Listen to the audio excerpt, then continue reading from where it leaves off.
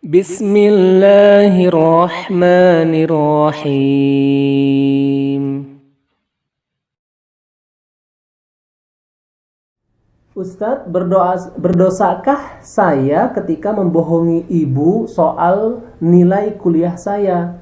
Karena saya tidak mau dia kecewa, karena ibu sering menanyakan nilai-nilai saya.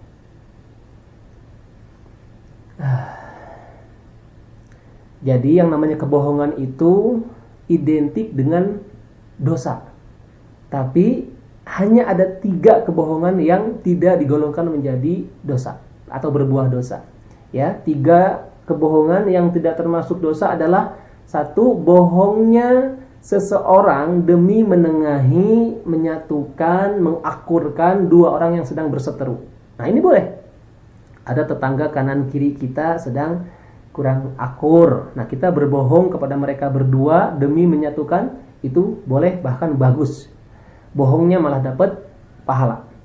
Bohong yang kedua adalah orang yang menyelamatkan nyawa orang yang lagi terancam. Ketika ada orang bertanya kepada kita di mana rumah si fulan dengan niatan tidak baik ingin membunuhnya, dan kita berusaha untuk menutup-nutupi ya dengan menjawab yang lain, ngawur dan sebagainya, malah ini bagus gitu ya, dan bohong kita dapat pahala. Dan bohong yang ketiga yang tidak mengandung dosa adalah bohongnya suami terhadap istri, istri terhadap suami. Demi apa? Demi kemaslahatan keutuhan rumah tangga. Gitu ya. Jadi percekcokan di rumah tangga ini justru sebetulnya diutamakan untuk bisa dihindari. Dengan berbohong itu justru malah baik gitu ya. Nah, adapun dengan persoalan ini, kenapa harus berbohong? Kenapa tidak sharing dengan rekan, dengan orang yang lebih paham? Bagaimana caranya? Nah, kalau sudah terjadi ya sudah, kita nanti bisa minta maaf atau istighfar, mohon ampun, terlebih lagi minta maaf kepada ibu kita.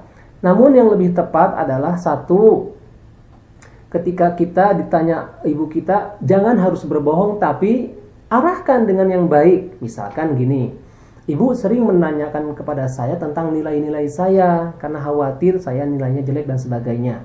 Nah, kita arahkan bahwa nilai tinggi itu bukan satu prestasi. Nilai besar bukan suatu hal yang untuk dibanggakan, gitu ya, tapi untuk disyukuri. Banyaknya kita syukuri, kecilnya pun kita syukuri. Ketika apa? Ketika kita tepat dalam memposisikan, mendapatkan nilai itu dengan cara yang baik, tidak curang, tidak menyontek dan sebagainya. Ini jauh lebih maslahat.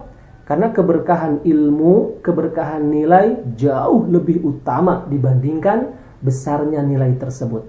Apa artinya nilai besar, nilai tinggi, tapi akhlak kita rendah? Kan itu, gitu ya. Kemudian kasih tahu kepada ibu bahwa sekecil apapun, bagaimanapun nilai kita sampaikan jujur. Bu, mohon maaf, nilainya misalkan 4, saya dapat sekian, nilainya kecil. Tapi kita hibur dia bahwa mohon doanya, saya akan tetap berusaha, Bu, gitu ya.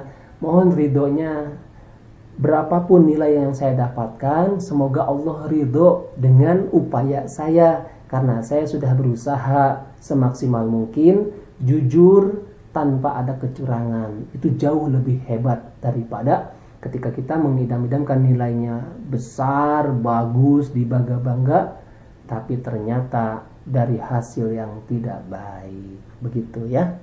Terima kasih. Rabbi zidna ilman warzuqna fahma.